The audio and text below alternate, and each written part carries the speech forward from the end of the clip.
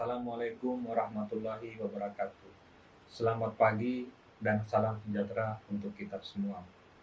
Perkenalkan, nama saya Taufik, dosen program studi Ilmu Administrasi Negara, Fakultas Ilmu Sosial dan Ilmu Politik, Universitas Al-Waleyo. Pada kesempatan ini, saya akan memaparkan salah satu mata kuliah yang saya ajarkan, yakni mata kuliah Pengantar Kebijakan Publik.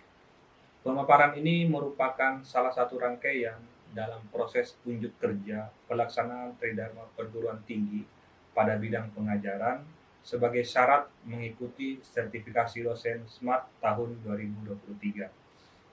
Dalam penjelasan mata kuliah ini mencakup prinsip DIA, yaitu Delivery, Interaction, dan Assessment. Outline pada video ini terdiri dari yang pertama, deskripsi mata kuliah, capaian pembelajaran, materi pembelajaran, sistem pembelajaran, metode pengajaran, sistem penilaian, dan yang terakhir adalah rekaman video pembelajaran. Pada bagian awal video ini, saya akan menjelaskan deskripsi mata kuliah Pengantar Kebijakan Publik. Mata kuliah Pengantar Kebijakan Publik ini merupakan salah satu mata kuliah wajib yang bertujuan memberikan dasar pemahaman kepada mahasiswa tentang kebijakan publik. Mata kuliah ini diajarkan pada semester ganjil dengan bobot 3 SKS dengan pembagian 2 SKS teori dan 1 SKS praktik. Kode mata kuliah ini adalah SAA 63032 dengan tim pengembang RPS adalah yang pertama Dr. Arifin Uta MSI, yang kedua Dr. Adrian Esos MSI, dan yang ketiga saya sendiri.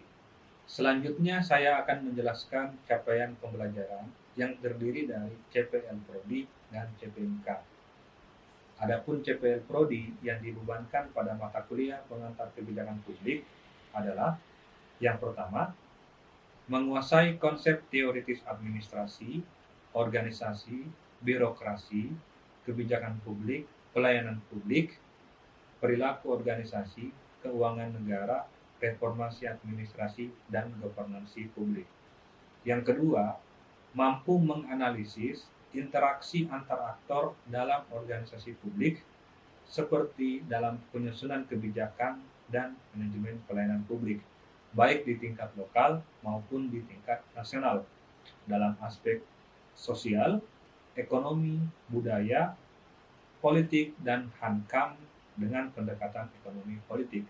Yang ketiga, mampu mengidentifikasi kepentingan politik dalam siklus kebijakan publik baik di tingkat lokal maupun di tingkat nasional. Yang keempat, mampu menganalisis dan mengevaluasi kebijakan publik dengan menggunakan prinsip-prinsip metode kuantitatif dan metode kualitatif. Sedangkan untuk capaian pembelajaran mata kuliah atau CPMK, mata kuliah Pengantar Kebijakan Publik adalah yang pertama, mahasiswa mampu menjelaskan konsep dasar dan ruang lingkup kebijakan publik. Yang kedua, mahasiswa mampu menjelaskan makna dan ruang lingkup kebijakan publik, sistem kebijakan, pendekatan kebijakan publik, proses kebijakan publik, dan lingkungan kebijakan publik. Yang ketiga, mahasiswa mampu menjelaskan interaksi antar aktor dalam kebijakan publik dan mengevaluasi kebijakan publik. Selanjutnya, untuk materi pembelajaran pada mata kuliah Pengantar Kebijakan Publik terdiri dari yang pertama, konsep dan ruang lingkup kebijakan publik. Kedua, tipe-tipe kebijakan publik. Ketiga, teori-teori kebijakan publik. Keempat, proses kebijakan publik. Kelima, identifikasi dan perumusan masalah kebijakan. Keenam, penyusunan agenda kebijakan. Ketujuh, forecasting atau peramalan dalam kebijakan publik. Kedelapan, implementasi kebijakan publik. Kesembilan, monitoring dan evaluasi kebijakan publik. Dan yang kesepuluh, perubahan kebijakan. Bentuk pembelajaran pada mata kuliah Pengantar Kebijakan Publik adalah kuliah secara luring di kelas. Kemudian, metode pembelajaran pada mata kuliah ini adalah pertama melalui ceramah. di mana saya memberikan pemahaman dasar terkait konsep dan teori pada setiap awal perkuliahan. Kemudian yang kedua adalah melalui diskusi kelompok, di mana saya membagi mahasiswa ke dalam beberapa kelompok, kemudian memberikan sebuah studi kasus untuk dianalisis dan didiskusikan secara bersama-sama, di mana saya berperan sebagai fasilitator bagi mahasiswa. Kemudian bahan ajar pada mata kuliah ini terdiri dari buku referensi, bahan presentasi, laporan penelitian, dan artikel-artikel ilmiah yang telah terintegrasi pada RPS setiap mata kuliah. Untuk sistem penilaian pada mata kuliah ini dilakukan dalam bentuk tes dan non-tes dengan pembagian persentase. Yang pertama bentuk tes, tugas-tugas 20%, UTS 30%, dan UAS 30%. Kemudian bentuk non-tes terdiri dari kehadiran 10% dan partisipasi 10%. Ya, baik, bismillahirrahmanirrahim. Assalamualaikum warahmatullahi wabarakatuh. Waalaikumsalam warahmatullahi wabarakatuh. Selamat pagi, salam sejahtera untuk kita semua. Alhamdulillah. Bagaimana kabarnya hari ini? Alhamdulillah. Baik, ya baik. Hari ini kita akan melanjutkan materi perkuliahan kita ya pada mata kuliah pengantar kebijakan publik. Nah, sebelum Bapak masuk ke materi, sedikit Bapak akan mereview materi kebijakan publik yang sudah kita kuliahkan sebelumnya ya. Nah, pada pertemuan-pertemuan sebelumnya kita sudah membahas tentang konsep dan ruang lingkup kebijakan publik. Ya. Ada yang masih ingat apa itu kebijakan publik? Coba. Ya, Salmin silakan. Baik, mohon izin menjawab Pak. Dari pembahasan sebelumnya saya mengetahui bahwa kebijakan publik adalah suatu pilihan yang diambil pemerintah untuk melakukan atau tidak melakukan sesuatu. Ya, baik. Ya, baik ya, betul apa yang disampaikan kemarin tadi Salmin bahwa salah satu definisi dari kebijakan publik adalah pilihan pemerintah untuk melakukan atau tidak memilih untuk membuat kebijakan publik. Jadi kebijakan publik memang adalah pilihan pemerintah. Ya, apakah pemerintah mau membuat kebijakan, maka itu kebijakan publik. Namun ketika pemerintah juga tidak membuat kebijakan untuk masalah tertentu, misalnya terjadi satu masalah ya, misalnya masalah di daerah B ini, jalan raya rusak, ya, jalannya rusak atau jembatannya tidak ada, maka ya pemerintah berarti tidak membuat kebijakan. Ya, ini juga kebijakan publik. Ya. Oke, ada yang bisa menjawab definisi kebijakan publik yang lain? Saya Pak. Ya, oke. Silakan Lucia. Baik, yang saya ketahui tentang kebijakan publik atau public policy ini merupakan suatu keputusan yang dibuat oleh pemerintah. Nah, keputusan ini dijadikan sebagai suatu strategi untuk merealisasikan tujuan negara. Sekian dan terima kasih. Ya. Nah, ini juga definisi kebijakan yang lain ya, bahwa kebijakan publik ya, adalah sebuah keputusan. Ya. Jadi yang namanya kebijakan publik itu sebuah keputusan. Ya. Sama tadi dengan pilihan. Ya. Ketika pemerintah memilih untuk membuat kebijakan, maka itu adalah sebuah keputusan yang dibuat oleh pemerintah. Jadi kebijakan publik itu dibuat oleh pemerintah sebagai strategi untuk merealisasikan tujuan negara.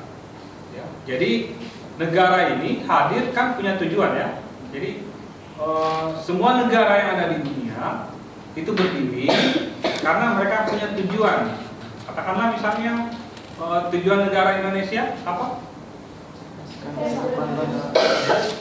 Ya, oke, santri, silakan.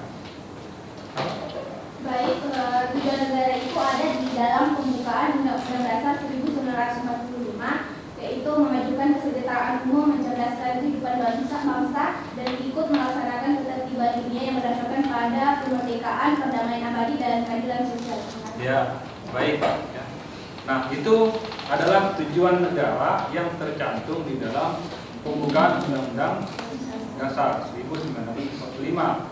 Salah satu tujuan negara adalah bagaimana memajukan kesejahteraan umum, kesejahteraan masyarakat, mencerdaskan kehidupan bangsa. Nah, tujuan negara tadi itu ya untuk memajukan kesejahteraan umum, untuk mencerdaskan kehidupan bangsa, maka pemerintah harus membuat strategi-strategi atau membuat kebijakan yang bisa mencapai tujuan tadi. Nah, disinilah peran penting dari kebijakan publik. Ya. Jadi, kebijakan publik adalah strategi mengantar masyarakat pada kondisi awal, memasuki masyarakat pada masa transisi, untuk menuju pada masyarakat yang dicita-citakan. Jadi pada awalnya kondisi misalnya kebijakan untuk memajukan kesejahteraan umum, ya. Nah pada awalnya masyarakat tadi misalnya kondisi awalnya belum sejahtera, ya. Kondisi awalnya belum sejahtera. Nah kemudian masuk ke masa transisi, artinya di sini dibuat kebijakan. Nah kebijakan publik tadi. Nah sekarang setelah kebijakan publik dibuat, maka tujuan akhirnya adalah masyarakat menjadi sejahtera. Ya. Nah, tadi itu. Nah sekarang kita akan masuk ke materi perkuliahan yang berikutnya, yakni tentang implementasi kebijakan publik.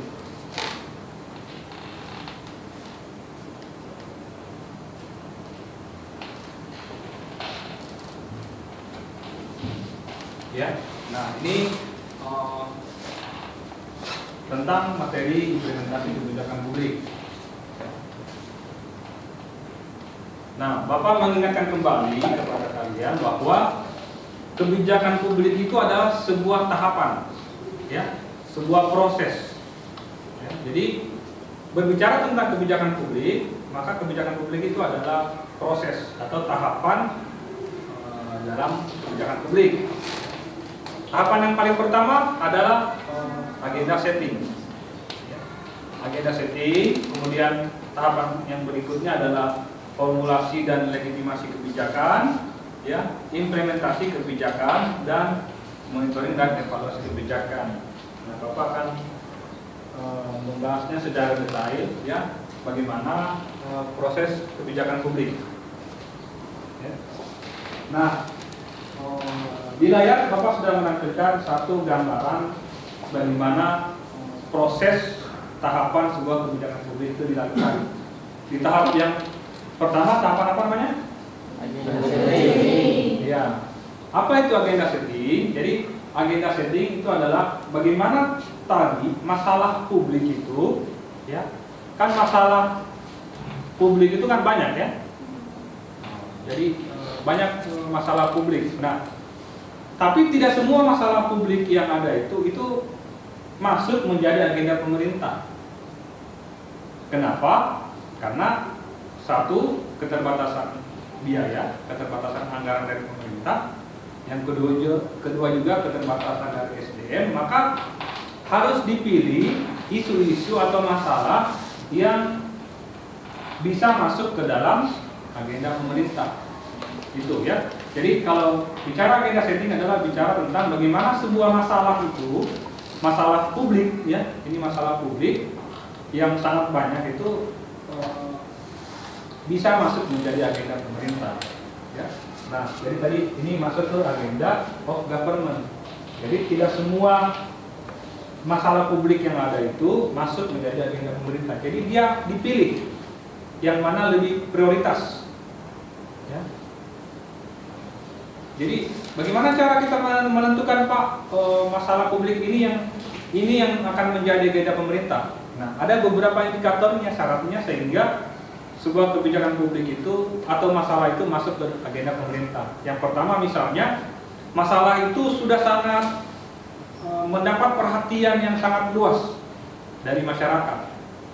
Ya. Yang kedua, masalah itu sudah sangat kritis. Sudah harus dibuatkan kebijakan. Contohnya misalnya kemarin masalah apa? Corona virus. Ya. Nah, masalah coronavirus itu kan salah satu masalah publik, artinya dia sudah sangat mendapat perhatian yang luas. Dia juga masuk dalam tahap yang sangat genting. Kenapa? Karena sudah banyak korban berjatuhan, sudah banyak yang meninggal dunia, sehingga pemerintah harus memasukkan masalah coronavirus ini, masalah isu pandemik ini menjadi agenda penting dari pemerintah. Ya. Itu sehingga dibuatlah berbagai kebijakan ya. Waktu awal-awal pandemi, kebijakan apa yang ada waktu awal pandemi kemarin? Social distancing. Social distancing artinya pembatasan. Ya. Ada lockdown, ada PSBB ya, pembatasan sosial berskala besar. Nah itu kebijakan-kebijakan yang diambil. Dan kebijakan yang terakhir apa ini? Kebijakan vaksin. Itu salah satu kebijakan yang diambil ya oleh pemerintah. Setelah masuk dalam agenda pemerintah, kemudian masuk ke dalam proses formulasi dan legitimasi kebijakan. Ya. Formulasi artinya disinilah masalah tadi itu diformulasikan, ya. Diformulasikan untuk dibuat sebuah kebijakan publik. Ya. Kemudian setelah formulasi ada yang namanya legitimasi. Ya. Nah setelah itu kemudian masuk ke dalam policy statement, ya, policy statement. Setelah itu barulah kita masuk ke dalam program implementasi. Nah pembahasan kita hari ini itu ada di dalam materi ini, jadi implementasi kebijakan publik.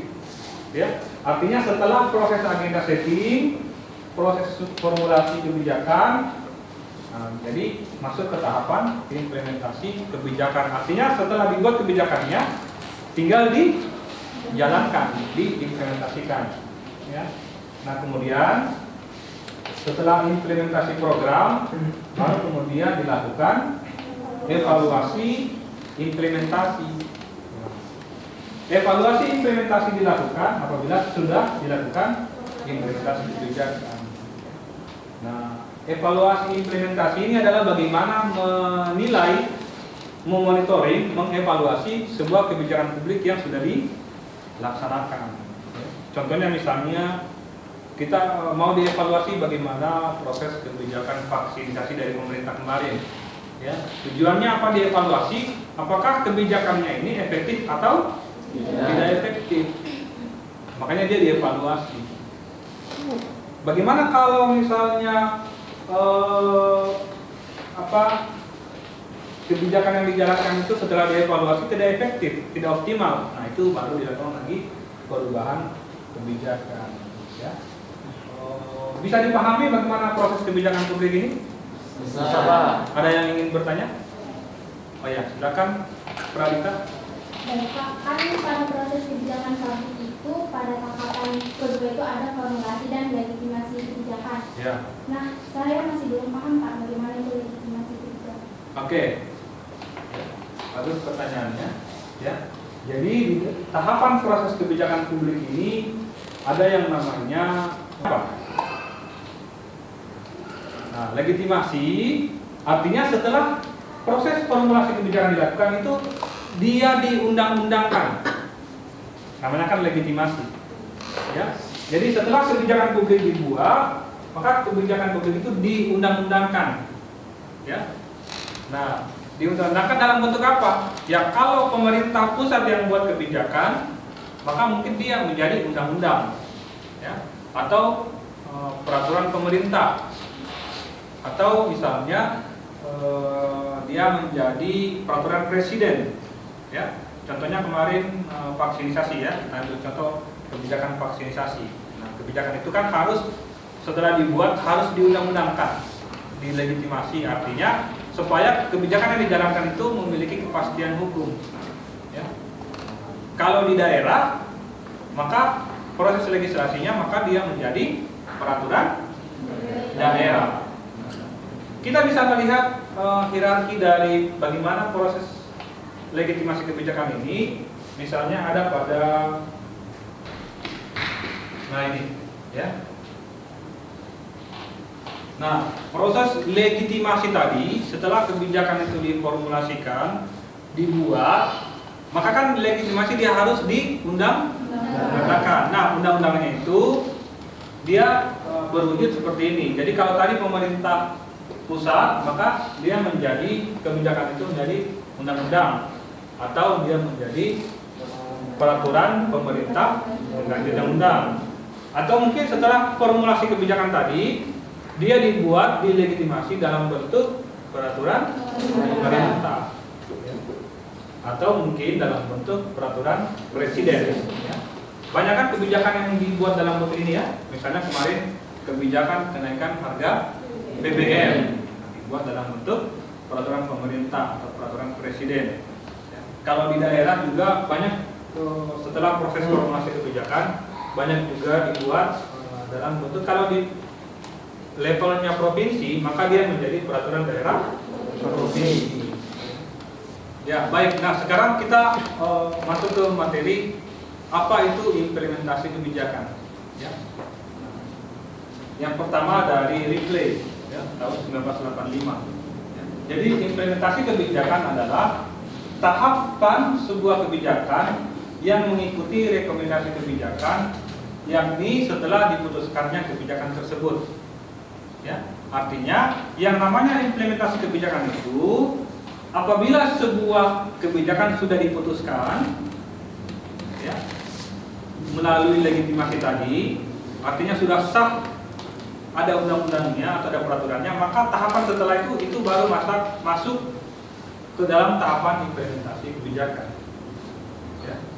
Nah kemudian definisi lain juga tahapan kebijakan setelah undang-undang diputuskan melalui proses politik. Nah ini ada kata proses politik. Ya, kita semua tahu bahwa dalam membuat undang-undang atau membuat peraturan daerah itu kan adalah proses legislasi di DPR. Kalau di pemerintah pusat untuk undang-undang itu di DPR. Ya, kalau di daerah itu ada DPRD.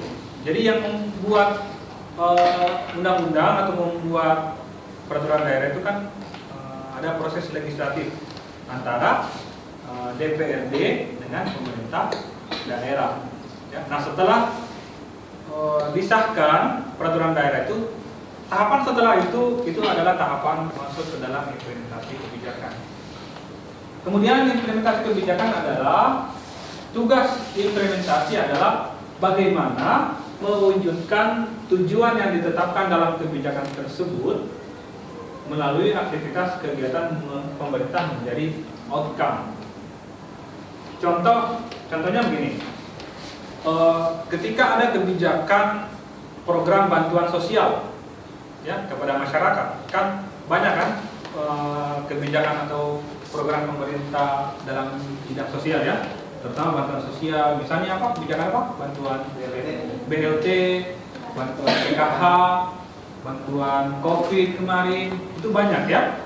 Nah tujuannya adalah bagaimana bisa meningkatkan kesejahteraan masyarakat. Nah tadi itu outcome tadi itu ya, jadi outputnya adalah bantuan tadi ya, bantuan dalam bentuk uang ya, itu outputnya, itu luarannya. Nah outcome-nya adalah tadi bagaimana dengan bantuan uang tadi, bantuan sosial tadi itu dapat meningkatkan kesejahteraan masyarakat. Nah proses bagaimana melaksanakan memberi bantuan tadi itu adalah proses implementasi kebijakan publik. Kemudian yang terakhir definisi dari Anderson, implementasi kebijakan merupakan bagian dari proses administrasi. Ya, jadi Anderson ini mengatakan ini bahwa implementasi kebijakan hanya berhubungan dengan administrasi. Ya, artinya ya tinggal menjalankannya saja. Ya, ini definisi ini dipengaruhi oleh paradigma dikotomi politik administrasi. Jadi paradigma itu mengatakan bahwa implementasi kebijakan itu tahapan yang paling mudah. Kenapa? Karena tinggal melaksanakannya. Ya. Kalau proses politik, proses agenda setting, formulasi kebijakan dan legitimasi itu adalah proses yang sulit.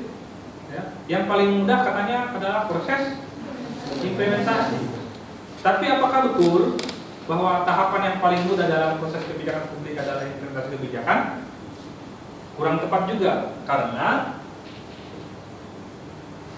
pada faktanya banyak juga kasus-kasus berbagai kegagalan implementasi kebijakan. Artinya banyak kebijakan publik yang sudah dibuat itu tidak efektif, tidak optimal mencapai tujuan sasaran tadi, atau bahkan dia sama sekali gagal. Ya.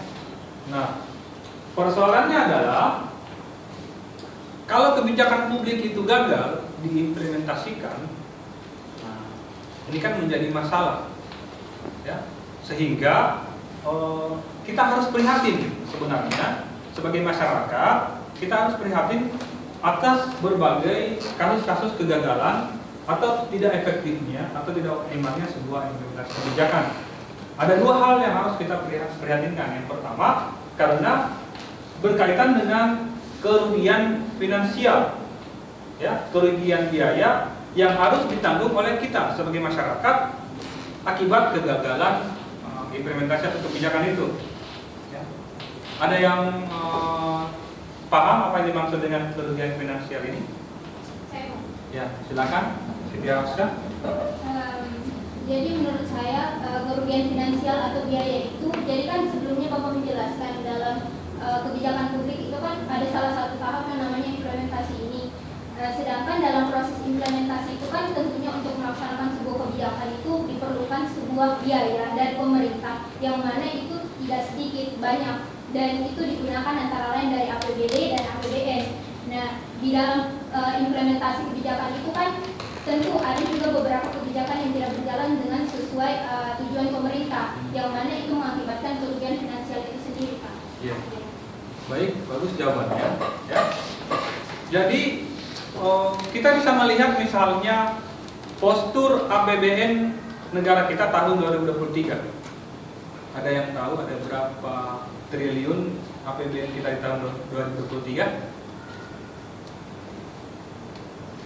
Ada 2.000, kurang lebih 2.400 triliun dalam APBN pemerintah. Nah, itu kan sebuah anggaran yang besar, anggaran yang banyak. Nah, untuk membuat kebijakan publik, untuk mengimplementasikan kebijakan publik yang tadi kita bilang ya, misalnya kebijakan vaksinisasi, kebijakan penanganan COVID, kebijakan bantuan sosial tadi, ya, kebijakan PKH, bantuan COVID, BLT, itu kan semua pasti menggunakan biaya yang besar. Nah, sekarang kalau kebijakan itu tidak efektif atau gagal, tentu ini yang dimaksud dengan kerugian finansial. Kenapa? Karena pemerintah sudah mengeluarkan banyak uang, ya, mengeluarkan banyak anggaran untuk membuat kebijakan, tapi kalau dia gagal, maka tentu ini adalah sebuah kerugian finansial, ya, dari sisi finansial. Kemudian yang kedua, kita harus prihatin terhadap kegagalan berbagai kebijakan. Kenapa? Akan terjadi namanya loss of opportunity. Artinya hilangnya kesempatan karena kegagalan implementasi kebijakan atau program. Nah, sekarang Bapak akan memberikan tugas kepada kalian ya, untuk minggu depan. Tugasnya apa? Jadi kalian mencari kasus ya, implementasi sebuah kebijakan publik yang ada di Kota Kendari. Jadi silakan dicari berbagai kebijakan atau program yang telah dibuat oleh pemerintah Kota Kendari atau pemerintah Provinsi Sulawesi Tenggara, kemudian kasusnya tersebut dianalisis dan akan kita diskusikan bersama-sama minggu depan di kelas. Bisa dipahami? Ya, baik, demikian program kita hari ini. Kita akan berjumpa kembali di pertemuan kita di minggu depan ya. Billahi taufiq wal hidayah. Wassalamualaikum warahmatullahi wabarakatuh. Demikian video rekaman proses pembelajaran secara tatap muka yang saya lakukan pada program studi Ilmu Administrasi Negara Fakultas Ilmu Sosial dan Ilmu Politik Universitas Haluoleo. Uho bisa, jagat kita. Akhir kata, Billahi taufiq wal hidayah. Wassalamualaikum warahmatullahi wabarakatuh.